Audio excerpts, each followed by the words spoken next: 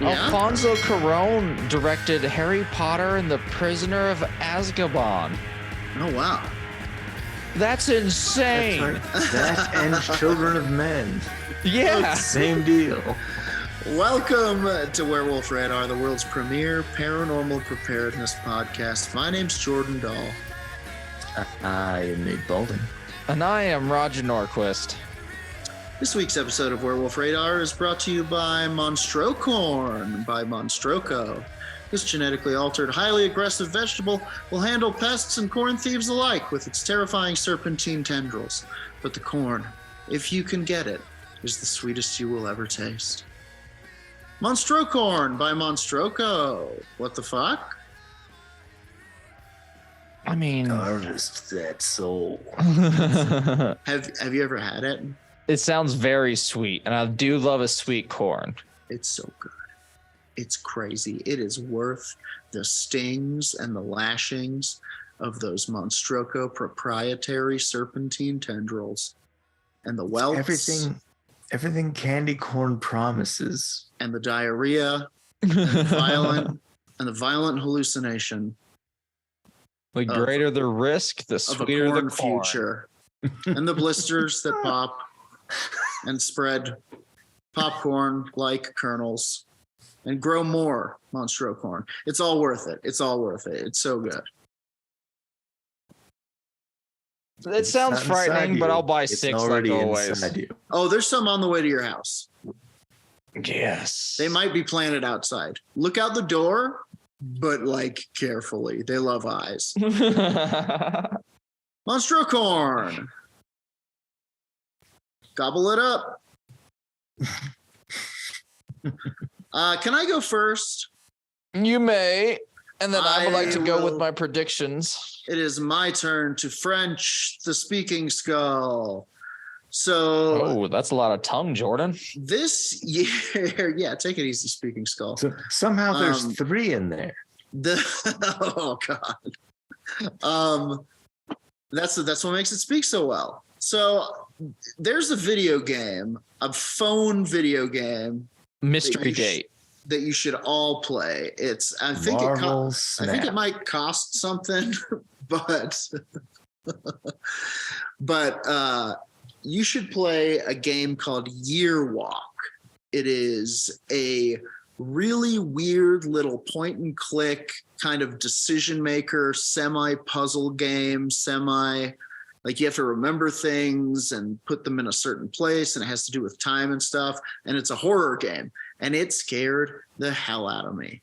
And it's all about this weird ritual that you can do on New Year's Eve. Happy New Year's, everybody, by the way. It is January 1st, 2023 right now. They call it a year walk. It's this ritual you can do on New Year's Eve. It's a Swedish folk belief that on New Year's Eve at the stroke of midnight, in between the years, you can get a glimpse of the future if you know what you're doing. And it turns out that that's all a thing. Like I thought it was just a spooky video game thing. It's a thing. It's called a year walk. It's also called the Årsgång, is the Swedish pronunciation of it. That is, that A that's wearing a little round hat. I do. Makes a used sound. It looks like Årsgång, which is also funny. But it's Årsgång. And this is from the Wikipedia page. Årsgång is an archaic form of Swedish divination. It is sometimes translated as the year walk or yearly round. According to Swedish researcher Tommy Kusula, Årsgång was a complex form of divination in Swedish folk tradition, usually practiced at Christmas or New Year's Eve. The phenomena could vary greatly regionally or even in the same district, but the general course was the same. If the practicers, year walkers, had managed to follow certain instructions and solve particular challenges, such as encounters with supernatural beings, they would catch glimpses of what would happen the following year. I kind of I want to read a comic book called The Year Walker. Yeah, right? And it's all about, yes. Play the game. You got to play the game. It's a lot of fun. Petrus Gaslander's 18th century Beskriftning svenska allmogens sinneslag och seder, which Are means... you learning this language? It's pouring out of me. I don't know what's happening. I'm scared. Which means character and customs of the peasantry, describes the Årsgång and says it is no longer practiced. He writes that to undertake the Årsgång, one must walk into a forest before first light on Christmas Eve, without looking at a fire and without food or drink, and walking so far that the crowing of a cock cannot be heard. Having done so, the year walker will now be able to see the events of the future, and by looking at fields and the roads approaching the church, can learn of the harvests and funerals of the coming year. That's pretty rad. Right? So, I did a little digging. I found a really neat article from Atlas Obscura. Shout out Atlas Obscura. They do great shit. Also, some advertisements on the website for some tight techwear. This guy looks like some kind of cyber wizard, and I'll bet it's going to help him get laid finally. A lot of cloaks for sale on this page. Okay. They say, picture a dark, gloomy forest on a winter's night. You doing it? I'm doing it. Silent, aside from the delicate crunch of crisp snow under your feet. Imagine being alone without technology, far enough from your village that you couldn't hear a rooster crowing or a dog barking. This is the year walk we're going to embark upon. Participating in the ritual known as Årsgång, or the year walk, promised information about the future. As we know, potential, boons and funerals that are going to come down on you. I imagine some like modern things you might see would be the fluctuations of the stock markets, what NFTs to buy, stuff like that. Mm-hmm. If a walker followed the rules and reached the local church or graveyard, this form of divination is recorded in documents dating back to the 1600s, according to the chapter by Swedish folklorist Tommy Kushela in the anthology Folk Beliefs and Traditions of the Supernatural. I love how you didn't make it there belong to the trees. I love how the king swore to Christianity in like 1080 AD. And even in the 1600s, the Scandinavian people were all like, no, we're not that Christian. One king swore. Fair. Here's a couple of examples of what it kind of looks a little different from King place Olaf to place. of Sweden. As we read, yes. There were other rituals that were kind of like you would circle the house 3 times counterclockwise with a porridge scepter. That's right. You would take the porridge scepter. Who hasn't done the scepter, sir? Let's Google that. The porridge scepter out of the porridge. And this was all before eating Christmas dinner. This would provide a limited glimpse of things to come. The year walker had the potential to learn not only his own fate, but that of the entire village. So it was something that was, it was a great reward, but it was also pretty dangerous to do the actual year walk. Hang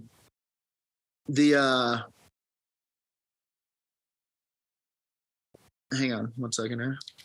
I'm Googling porridge scepter. Yeah. Okay, and sure. all I'm coming up with are beautiful. Are you coming up with ladle? Don't Google your porridge scepter on the podcast. All I'm saying is a lot of beautiful porridges out there. There's a lot of good porridge out there. Walkers reported. And that's the origin of pour one out, for your dead ones. Cemeteries were particularly active. Walkers reported songs coming from open graves, dead spirits walking about, and fresh graves that did not exist before. So these are kind of glimpses like of, you might see the grave of someone who's going to die in the year to come. Mhm. They could also expect to encounter frightening entities like the brook horse, which is known as the Bukahost, and the Huldra, as described in an account of the Årsgång added to the University of Southern California's digital folklore archives by student Cameron Sturer. The brook horse, she learned from a Swedish friend, would invite children to ride on it and lengthen its back to accommodate more and more children. When the horse felt it had enough riders, it would jump into the body of water, you guessed it, drowning all of its riders and taking their souls for its own. So it would have more souls. So many weird horses in I guess all of the north. Yeah. They They're wanna drown freaky. children. It's a real European thing. The Huldra, on the other hand, was a beautiful tree-like nymph, said to be the forest guardians. They would lure people to their homes to either marry them or kill them, Sturer wrote. Either way, the victim would be lost forever. So this is during your year walk. If you go into the woods, and if you can make it to the church or the cemetery without being distracted by these things, you will get these kind of intuitive glimpses of the future. Like you might see, like I said, the grave, or you might see, maybe you see your car, but it's like a really nice car, and you're like, oh, cool. So things will be all right. Other creatures great, did. I'm gonna get a Camry. Other creatures, I would kill for a Camry right now. I would actually, yeah. I'll kill for a Camry. They're super easy to fix. Other creatures did all they could to distract a year walker. Talking, laughing, or being afraid was forbidden during the somber walk, and those who broke these rules sometimes sacrificed their sanity, lost an eye, had their heads distorted, or simply disappeared, according to the 18th century records of failed walks translated into English by Kusela. The walk was supposed to be a solitary experience, but walkers were allowed to join each other if they met up while performing the ritual, as long as they didn't talk. There's a popular belief that at a certain instant, the water of every spring for a moment is turned to wine. This can happen on your year walk. Guernsey wrote in Folklife in Sweden. One of the pilgrims, happening at this moment to drink from a spring, incautiously exclaimed to his companion, "Now the water is wine," whereupon a voice was heard from the depth, "And your eyes are now mine." And the unfortunate man became blind from that instant. All right, well, that's a bummer. God damn. There's no talking. There's no This talking is when a you're serious walking. game. At times, the spirits were less sinister and more comical. One story from Kusela's book describes a walker who encountered rats drawing a cart of hay. One of the rats slipped on the ice and fell on his back while farting so loudly that it could be heard across the whole parish. Okay. At that moment, the year walker burst into laughter and the vision disappeared, which meant his quest was for naught. Wow, I mean, I would have lost that's it. pretty funny. I would have lost it. Are you kidding me? If it was just a rat slipping, fine. Nice try, old-timey spirits. If it farts, I'm done for. But I guess that clears up a thought that I was having. Are sounds a form of talking, or do you have to actually make a word? I don't think Use you can language. Fart. I mean, if you can like squeak one out, maybe. Yeah, the old. But laughing's out the question. if- No laughing. No if laughing. a tree farts in the forest. Exactly. Is there And I anyone think- there to laugh? The year walker is. I think if you try to Oh yeah. I think if you try to cheat them, if you try to like do hand signals or something, then Yes. you'll like lose your hands. Oh. Unless you're like, I was going to say, unless you're like hearing impaired and you do sign language, but then that's talking. So, But I mean, it seems like any form of communication would be. yeah. All right. Good point to suss out there. I like that. I'll gamble on that risk. No communication, Yeah. despite language. But you should learn sign You language. have to avoid It's cool. expression, Mhm. probably also smiling, laughing, anything like Yeah. It's supposed to be a somber occasion. taking umbrage. Boy, I got to tell you guys, yesterday, speaking of this farting rat, my girlfriend's parents' dog, Jet, he's a big old German Shepherd. He's a sweet, sweet boy. Farted so bad that I thought it was a haunting. My first thought was like, that smells like an ancient Babylonian evil from the depths of the earth.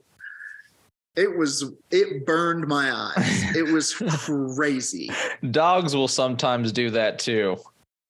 It was awful. Anyway, okay, back to the Årsgång. So, all this was endured in exchange for seeing omens, which were often bleak and frightening themselves. The walker might gain information about marriage, the harvest, the possibility of war, or if there were going to be fires. But the most common information was about who was going to die in the upcoming year. Walkers learned this by visiting the fresh graves, observing visions through the church keyhole, or encountering funeral processions during the walk. Sometimes these signs pointed to the death of the walker himself. Ooh. Ooh. Although the ritual mostly died out a century ago, there is a modern option for people who don't want to trespass on church property, the Year Walk video game, released by Simogo in 2013. Once again, we're not sponsored by them, but it's great. But if they want to sponsor, yeah, we'll get in touch. happily, It does seem to be limiting your prophetic powers, having them church ground related, like the graves, the keyhole of a church door.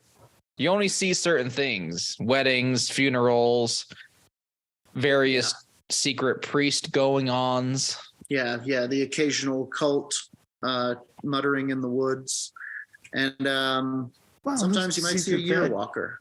That keyhole might give you access to other keyholes. Maybe it's a parallel situation for the village. Keyholes beyond keyholes, yes. Well, that is my segment. That's the Årsgång or Year Walk. Let us know if you decide to undertake the Year Walk next year, or if you've done one before. You should, though. Go on there. Tell us how it goes. I don't know if you should. I don't think we should tell people that. It sounds dangerous. What if they get way sexed up by society. a home Oh, that's fair, but I mean, their family never sees them again. Like, but you guys don't understand. She was bad. Well, I'm gonna go take this speaking school because my segment is also about predictions. Okay. I have predictions for 2023 from the mystic Baba Vanga, who we've talked about before, but we really haven't delved into a little bit. Baba Vanga. So before we go into her predictions, it's been a minute, but yeah. Before we go into her predictions for 2023, let's actually talk about this woman that we've used her prophetic visions that maybe are accurate. We'll go into it. So Baba Vanga was born in 1911 and died in 1996. She was born in Strumica, Yugoslavia. She is recognized worldwide for her prophecies and is renowned as a phenomenon that has the gift to foretell the future. People called Baba Vanga the bearer of good news. And this is from babavanga.com. Okay, sure. Surprised that wasn't taken. Yeah. Well, it's Baba-Vanga. Babavanga.com is a clothing line in Yugoslavia. Okay. The people called Baba Vanga the bearer of good news. The 3-year-old Baba Vanga loses her mother and father when the sentence is written like someone who is personally editing this with no practice of editing.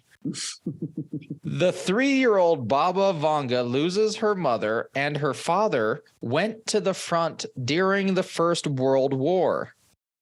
She grew up almost alone, and when she was 7 years old, her father remarried.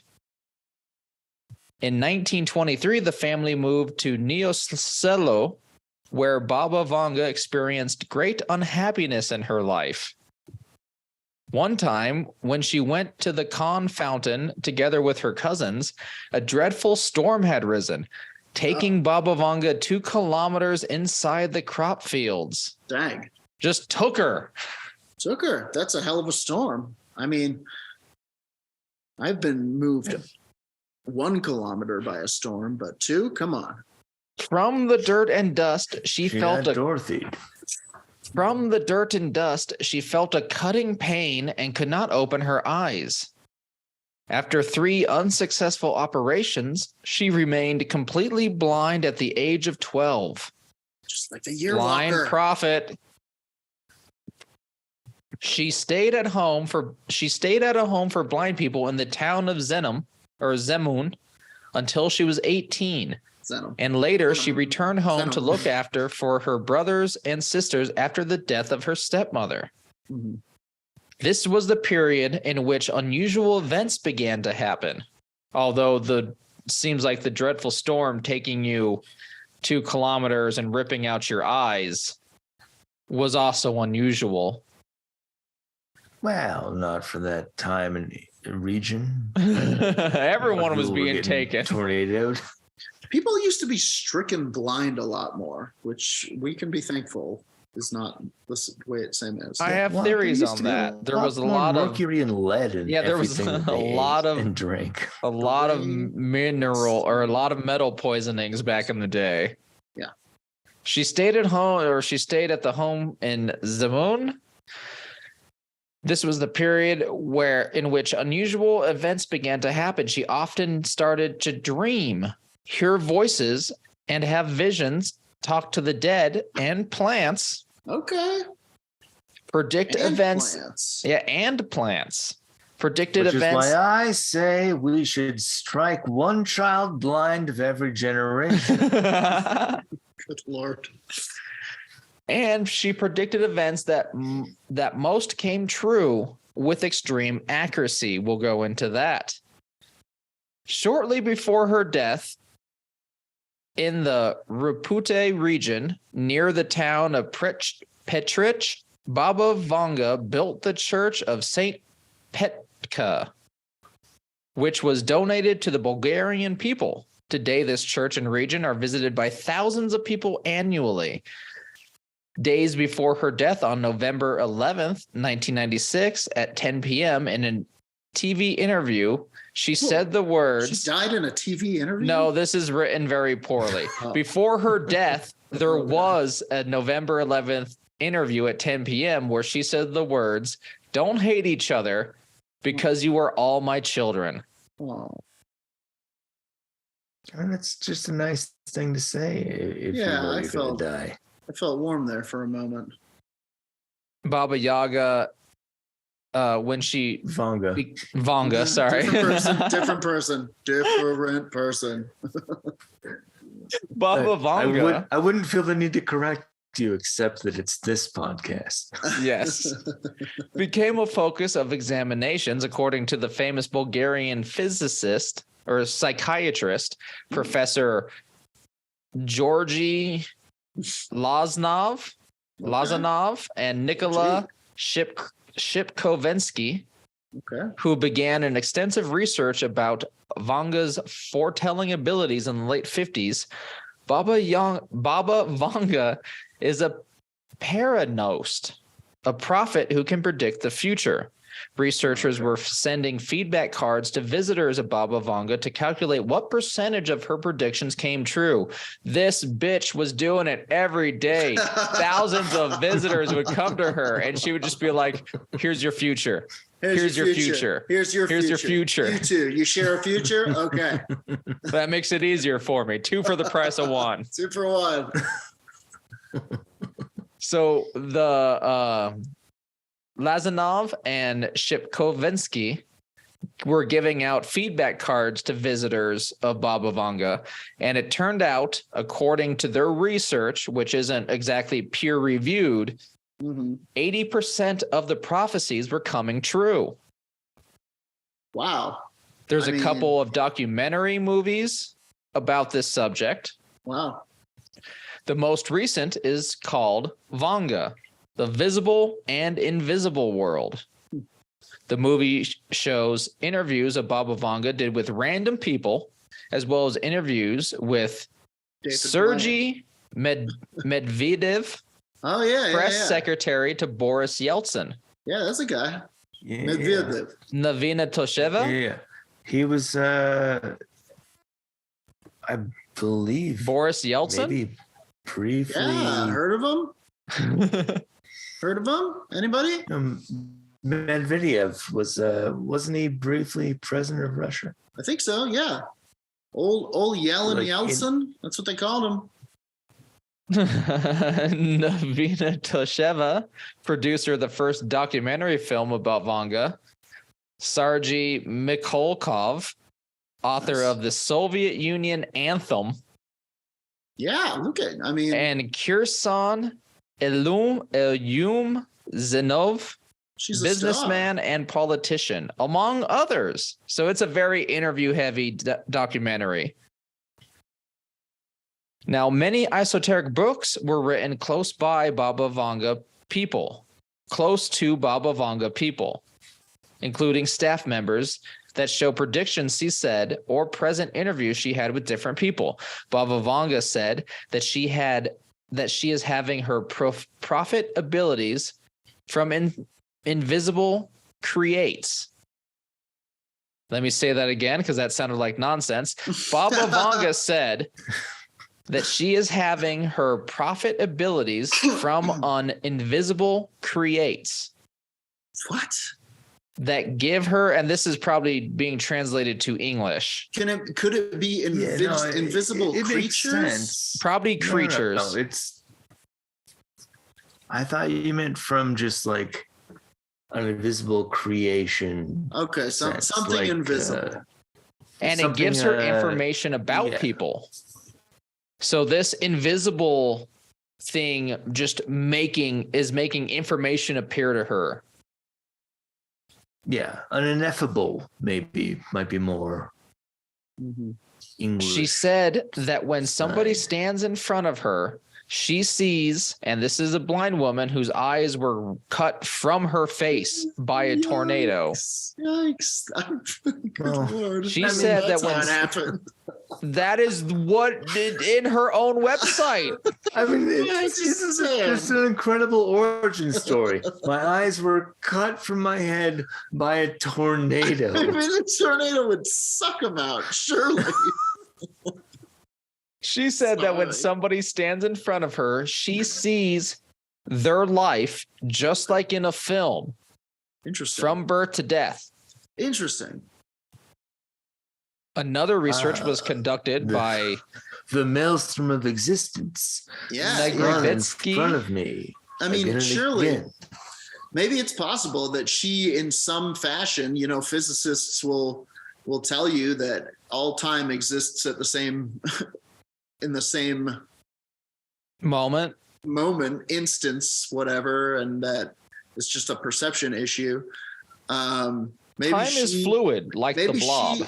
Maybe she has some kind of mutation that allows her to see time in a different way. Or perhaps that tornado was a gin. Yes, yeah, that too. Or was drinking gin. Here's another research. It was conducted by a Dr. Negribitsky, an academic and doctor in the field of energetic and informational science with the International Academy of Science. Dude, hell of an Academy of Science. The doctor dedicated his scientific career in studying the power of clairvoyance. Yeah. According to him, Baba Vanga predictions were also coming true with the 75 to 80% accuracy. Wow, that's those are pro numbers, Baba Vanga. We'll go into it once again. But very pro number. This is better. You could, with these numbers, you'd be the best pitcher in all the world. Did you guys see me dunking on Uri Geller the other day on Twitter? I did. Yeah, I did. Sure. Suck it to that man. On Twitter. Speaking of crappy numbers. She was explaining her gift very simply. In her mind, she just asks a question and the answer comes up on its own. The doctor said that Baba Vanga was able to hear, see, and catch information that other people cannot. Her brain was set up in a way to search for information. In other words, it was like a computer searching system. Wow. And I mean, the idea of like that, like we've kind of explored the idea before of the brain not being a generator of consciousness, but rather a receiver for consciousness. Maybe maybe her receiver is set up in a way that she can tap into the wavelengths of other people. I don't know. And maybe there are some people that, if we wanted to get into it, about how aliens may have created humanity. Some of us should be able to receive the necessary evolutionary paths, and we're supposed to follow them. Yeah, you just got to unlock those ability points and spend them on the right build. Listen, you two have been watching too much Gaia. Stop it. It's a cult. And playing too much Divinity Original Sin. It's a cult. Some of the greatest predictions. Oh, we're not done with the science. Sorry. So the doctor, Negrabinsky, the secret of clairvoyance is the ability to be able to follow the cause and effect connection.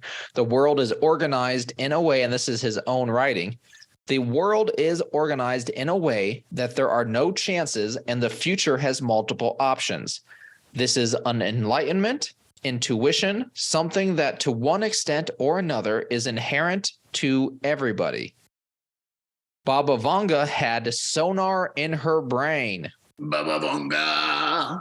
And that is why she was holding a sugar cube in her hands when she was talking to visitors.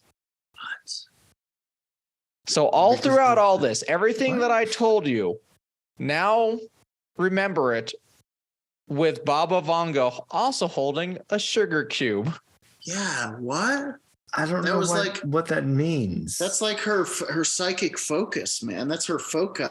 Exactly. But with also crystal theories. The doctor said that the sugar was needed because it is a crystal. Crystals strengthen the effect of clairvoyance. The information is there. You just have to extract it. She was using the sugar cube as an information extractor.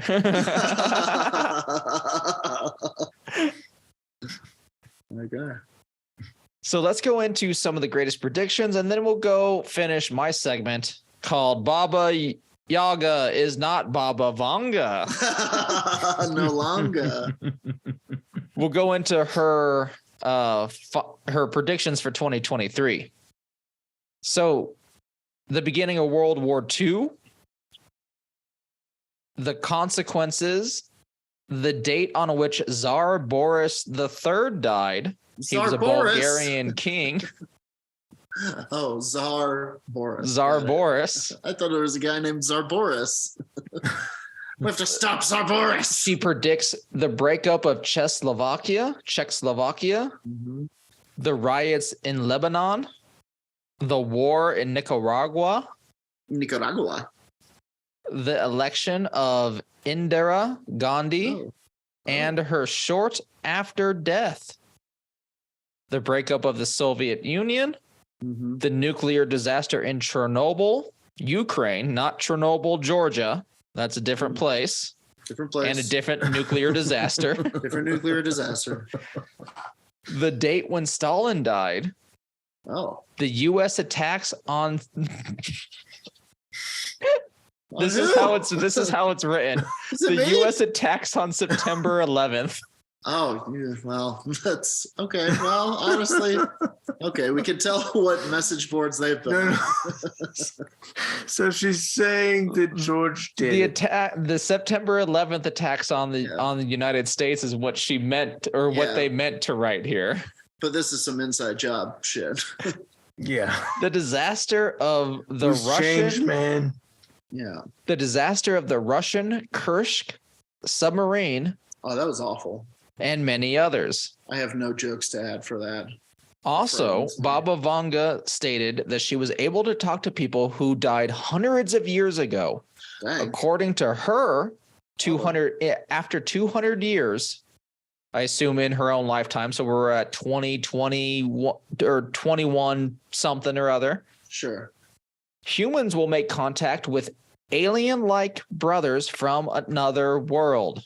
In her words, there are already many aliens on Earth that have been living here for many years. They were from a planet which they called Vafim.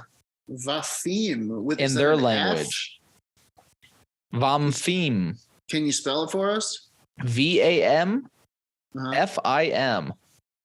Vamfim. Vamfim. Vamfim, maybe. Vamfim. It depends on what part of the word they put stress on. Vamfim. Just before she died, Baba Vanga said that a girl from France at the age of 10 will inherit her fortune-telling gifts. Whoa. Did that happen? We're not sure. Oh, no. Did she get Matilda'd by some heartless family? Pingos. Put your Google alerts or Siri alerts or whatever you have for news alerts for Tell your series. French 30-year-old woman prophet. Wow, it's going to happen at 30, huh? Just before she died, at the age of 10, all right, is the age of this girl. So add 20 more years. She died in 1996. Almost at 30 years. We got like a mid 30-year-old prophet. Yeah. Hey, look, I mean, it gives me hope as a man who turns 40 this year. Now let's go into Mystic Baba's predictions for 2023. She died in 1996, but she also made predictions for years stretching far out. As we discussed, she had 200 years. I got predictions way out there, not just 200 years, but thousands of years. Predictions for days, for years, for eons. Let's go into the See 2023 what happens in Spider-Man 2099. Yeah. And these are just a few of the predictions. She has many, and these are kind of the scariest. Okay. A calamitous solar storm will hit Earth on a scale not seen before. Sure, will happen at some point. Always does happen. It just seems to be something that happens. Satellites constantly get affected. Don't like that. By it. And it kind of puts the air into where they're like, this is just kind of a vague thing that always happens. So every year you're gonna be right. Does it F shit up? It does F shit up for a lot of bit, communications. Okay. Does it knock us back into the Stone Age? I mean, no. It would knock us into like the 1920s. I mean, that's fun. Right? So, another prediction. Bioweapons research will lead to the demise of thousands of people. That's less fun. Well, it also already happens all the time. Bioweapons are used, unfortunately, in a lot of conflicts. Pretty constantly. Is this because you're playing Biomutant?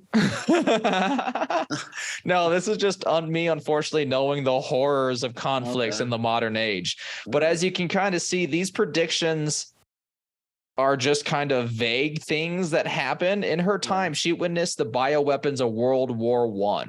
It's kind of and then nuclear war was always on the threat, along with like new bioweapons such as anthrax and various things to where.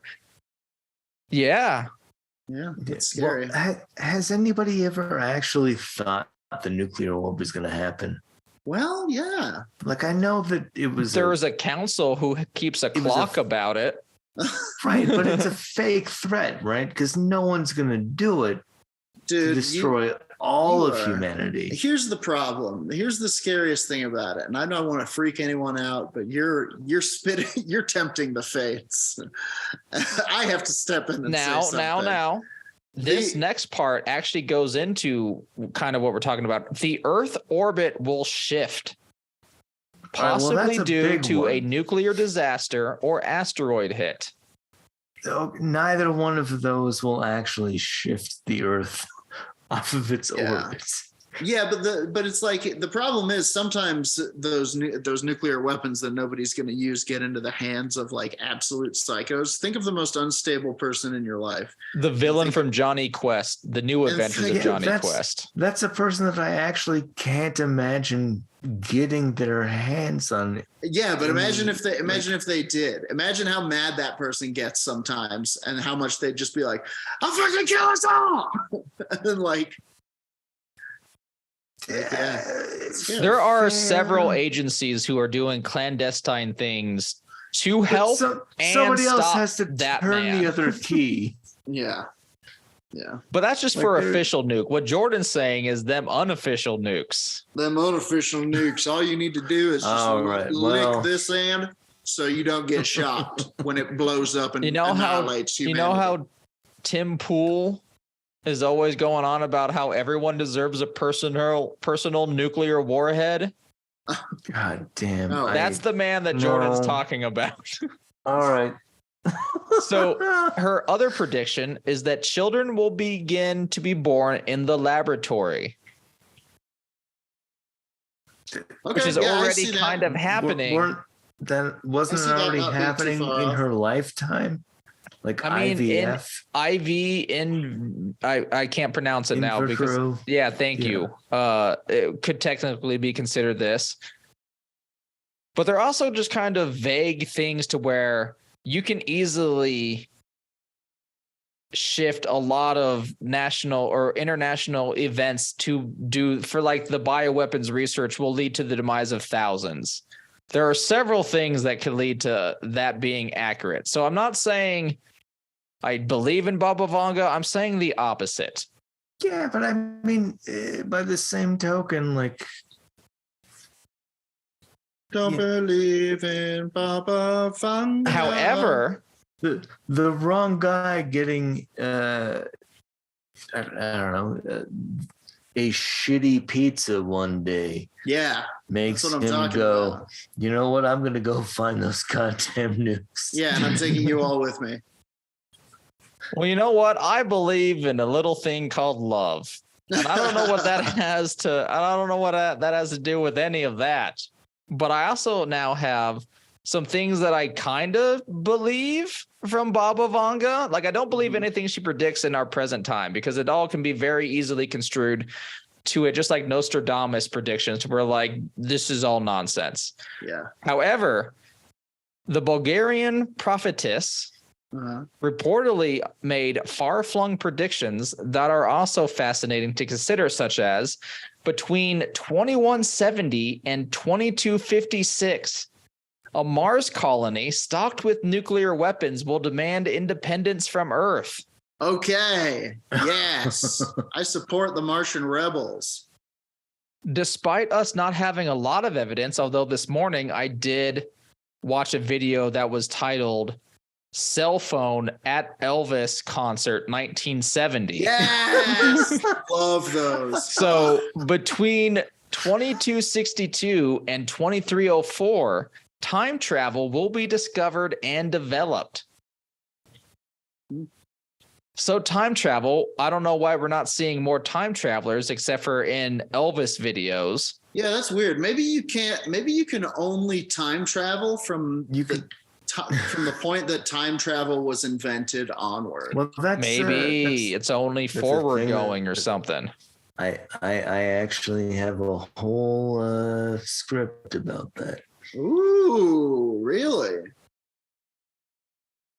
Getting it Let out us there? Produce it. Yeah. It's about the time crush. It's just happens every single day. Oh, the time crush. Next time on Werewolf Radar's Patreon. Werewolf Radar. Do you have a time crush? Who is it? Now, during the years 43, Elvis, obviously. We're now, how long is this? 2,300 years.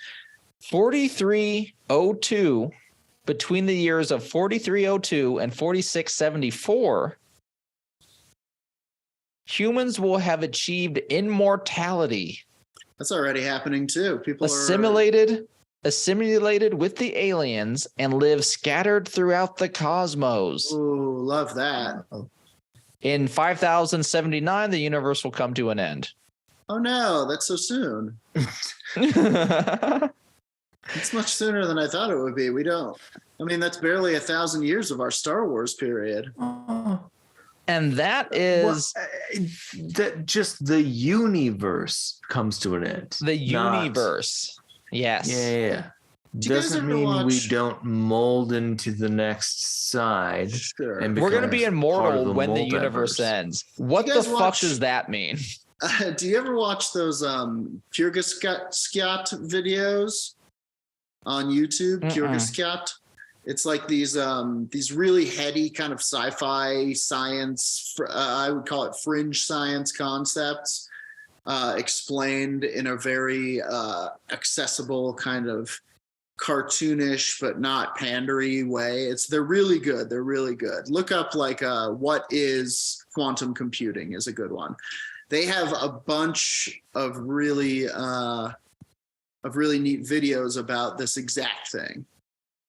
I like it. Check it's- that out. Everyone stop Yeah. this episode and check out a video, then come back and tell us what you think. Yeah.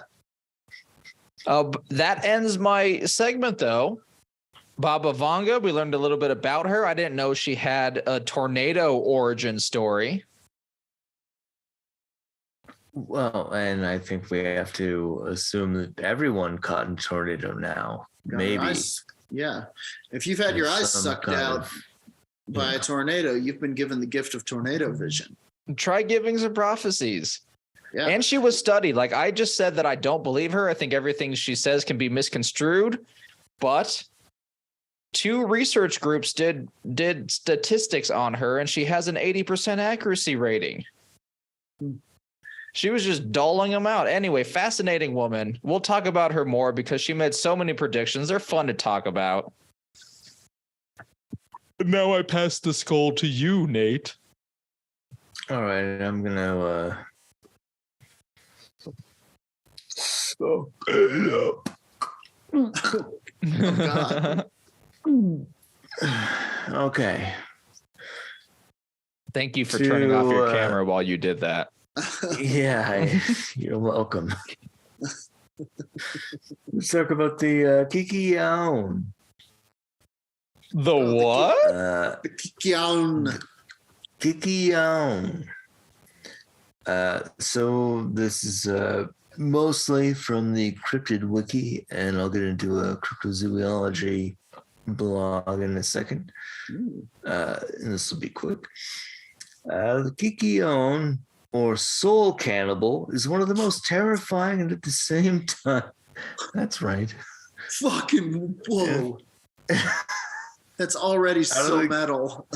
Out of the gate.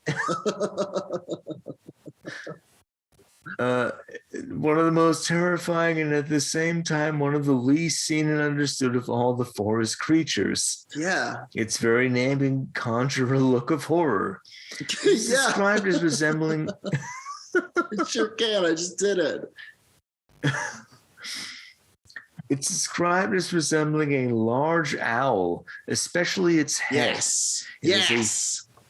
Oh, it's full on owl head. We got an owl person. And we got it's an a owl man. cannibal?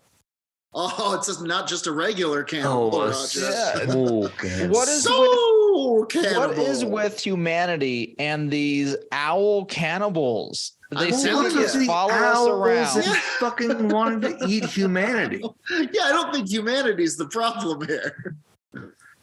I'm not gonna blame the Kikiyaon or the Mapitzel or the Maputs. Yeah.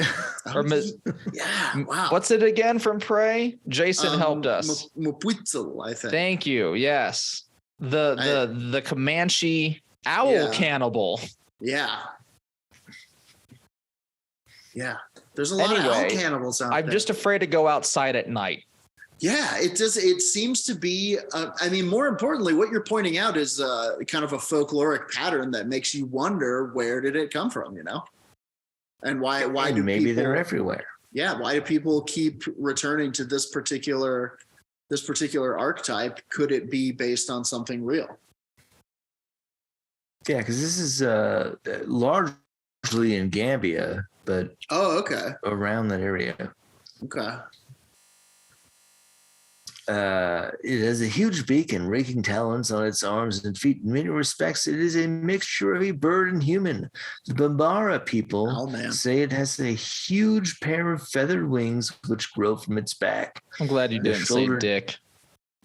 Huge pair of dicks. I mean, if you have a winged dick. You're definitely a cryptid.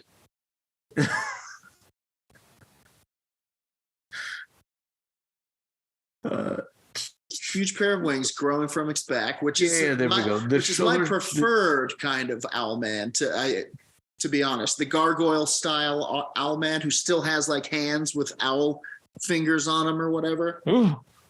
For tearing at your soul. And, if you were playing against it in Dungeons and Dragons, you should know that also the shoulder joint of which is tipped with a sharp spur, a deadly weapon if its talons fail. Oh, mamma So mia. it's definitely a 3-attack situation. Yeah, for sure. Definitely. The most terrifying feature is the presence of razor-sharp talons, much like those of a large owl, and at the end of a well-muscled legs. For clawing at your soul. Kikiyaon is said to be covered in short, greenish gray hair, and some reports speak of it having a short, tufted tail. Okay, that's kind of cute. That's a nice little feature. Yeah. You may know it by the smell of a dead snake that has lain in the sun too long. Unfortunately, I know that smell. Snakes have a very specific smell. The call of the Kikiyaon is often heard. In fact, it is correct to say that the creature has several calls.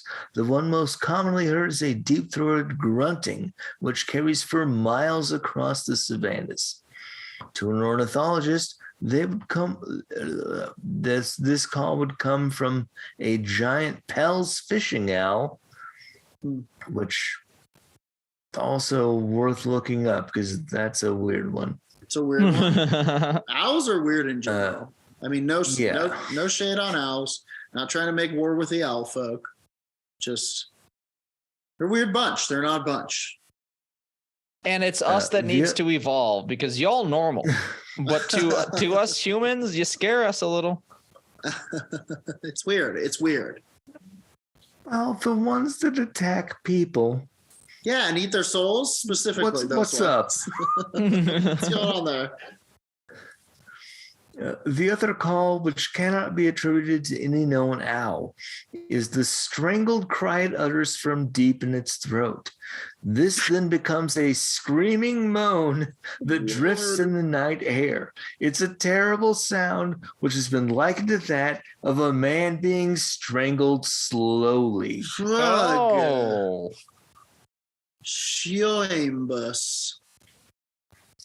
The Kikiyaon is a denizen of the darkest forests. It's got such a sweet little name. The Kikiyaon. The Kikiyaon eats the flesh of the children. With his little tail. It rarely ventures from the gloom, and despite its ferocious appearance, it contents itself with ambushing travelers who are desperately trying to get home before darkness falls. The Kikiyaon is usually heard before it is seen, and those who see it and live usually die of some lingering illness, if not from shock at the time. It's a deadly adversary, being it's capable of outrunning a man or even swooping down on its prey. At the same time, it is an ephemeral being, seemingly able to move between the physical and dream realms with ease. Yeah, that's a tough one to beat. That old Dreamwalker. Yeah.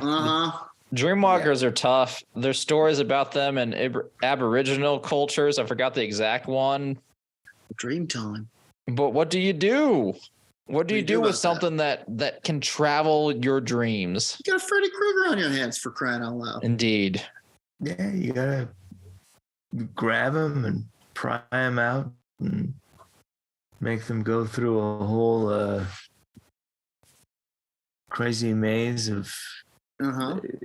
At some point, someone has to hit you with a sledgehammer. Yeah, that's gotta happen. You gotta That's just face in the first one, though. you gotta face him on his own territory. We're gonna have to go into the dream. Which Well, that's Dream Warriors. That's Well, I'm just setting it up. I'm setting up the sequel. I'm trying to set up a universe here, man. also in the first one, doesn't he kill a bulk of those people while they're awake? Like, sure, they drift off, but then they're pretty awake when they die. no, Well, you they're wake all up. in their dreams. You wake up when it happens. Like when Johnny Depp gets exploded. He doesn't get exploded. He gets Exploded. turned Not bad. back and forth into a blood vessel. That's true. We can talk about Nightmare on Elm Street off the pod Okay. for maybe hours. I don't know. Yeah. You're right. Back to the other Dream Warrior, Kikiyaon. Kikiyaon. It's equally feared in both spheres, though in the latter there appears to be more chance of escape. So you might be better at getting away from it in your dream. If it Okay. finds you there. Well, see, that's the people thing. tell the dream. Yeah. You get those powers. When you're in the dream, if you're a powerful dreamer, you'll be able to, use some powers on it. I'm not a powerful dreamer. Well, just because you haven't had someone call you into the dream to access your dream power. Because you smoke A too dream much weed, master. bro. Nightmare on the Elm Street, Part 4. People tell the dreams where the Kikiyaon Mhm. has appeared and chased the dreamer but failed to catch them in these situations. It also appears unable to smell its victim, much like a bird of prey in our world. Okay, so you could just be farting all day around this thing. That's if you're good. If you're ever trapped and a Kikiyaon is sneaking up on you and you got to cut one, like, don't worry about it. You can fucking dig deep. Go for a real lifter. Use your knees. Or go into a dream state and make it fight you there, where you might have a better chance of getting away. And you could still use farts there if that's like your whole thing. Yeah, you fart in your sleep. I mean, come on. That's what powers it. Yeah.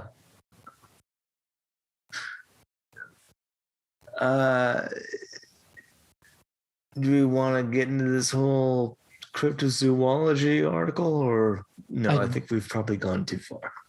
I mean, our only limitation is ourselves. I'm thinking about time. I mean, if you want to continue it for the next week, but here's the thing: we got we got no boss. We can do whatever we want. especially in 2023 where we killed our boss. It's 2023. Holy shit! It is 2023. And in 2023, we go into the crypto article. Hit it. Go into the crypto article. Buy Fucking Kikiyaon man. coin. This is from Lindsay Selby. The Kikiyaon, real or imaginary? I'm skipping the first part because it's all about the description that we've already talked about. Okay. That's what I'm talking about. Yeah, you're not going to talk Cannibal Soul Eater. Well, I mean, it talks about the soul cannibal or soul eater, but yeah. It says it may also refer to the Sasabonsam, a sort of vampire similarly described in local myths. Then she references Heuvelmans, who has come up, I think, before. Discussed the case of Bernard Heuvelmans. He wrote a bunch of books about cryptids that are like from, I don't know, the 30s, maybe. Gosh, I would even have to go back further, maybe. Yeah. Good for him. I bet it was easier to get published. I heard of his first one's 1955. Okay. still. The time of L. Ron Hubbard's science writing. Yeah. Exactly. Scientific Discuss the documents. case. Discuss the case of an Ashanti carving seen by J.B. Dunquois. It depicted a Sasan Bonsam as human-faced with horns. Whoa. It had two short arms with bat-like wings. A young man apparently told Dunquois that a Sasan Bonsam had been killed by Agua Yuo, a local man, in 1928. He Wow. described the creature as about 5 feet tall with a 20-foot wingspan. Ooh. And said that it was spotted black and white. The Wow. body was taken to the home of the district commissioner, L.W. Wood, on February 22nd, 1928, where it was photographed. However, when contacted, Wood was not quite sure about taking a photograph and said he'd been there in 1918, not 28. Hilvelman states that the Sasan Bonsam is probably a Congo Mato, a large bat reported in the area. That would explain it. That it's not. I love that when somebody's like, it's not that cryptid. It's a different cryptid. I was there earlier for a different cryptid. But that does make sense. You know, it's that they would just be kind of regional names for the same creature that people are citing. Yeah. Well, and I think they're like the Congo Mato, I think, is a very different thing. Congo Mato. Congo Mato. Goes on to say, she says, as these creatures are also said to appear in dreams and hallucinations and be conjured up by witches, it's difficult to know if there's any truth in the stories. Mm-hmm. Well, did you ask the witches? I mean, they might have. Could have been. Those who see it and live are supposed to die a lingering death. The creatures seem to be both real and ghost-like to local people. The real version could be a giant bat or a bird, as speculated by Hilvelmans, which may be rare or unknown. And then there's a comment from Anonymous on this article. And what do they say? Congo Mato, a large bat reported in the area, would be a mistake. But I don't know whose mistake it was, possibly Hilvelman's. Congo Mato was a name used in East, not West Africa, and is far from certain that it's a bat. In West Africa, the reference is probably to the giant bat even Sanderson saw when he was when he understood to be called Olitau. What? Hilvelman's so we've got a third thing in here. Yeah. A third cryptid has entered the cryptid realm. Hilvelman's in turn said that the name referred to the devil of the Christian missionaries is referred to by the natives. Wow. For the most part, these are vampire stories and not really connected to any cryptid sightings. The same situation also occurs in the Philippines. We're not ordinarily talking sightings so much in this case. The Kikiyaon is most likely based on sightings, and he has Pal's fishing owl again, coupled with very unhealthy legend. Hilvelman does not discuss the cryptid on his checklist. He won't talk about it, huh? Yeah. I like that we're firmly back in giant bat country. I love giant bat theory. I subscribe to giant bat theory for most things. The Anonymous goes on to say there are very likely a large ahul bat in tropical Africa. Yeah. There's the ahul, there's the Congo Mato. There's another one, I think, too. Popobawa is what I'm thinking of. Yeah. And that's the one that like sexually assaults people, I think. Yes. I believe in their sleep. Come on, bat. Yeah. And that's the one that quite often we think is a cover up for illicit sex like practices in whatever country. Where they're like, you can't do that. I didn't. It was the Popobawa. It was the Popobawa. Yeah. Anyway, so we've got Kikiyaon,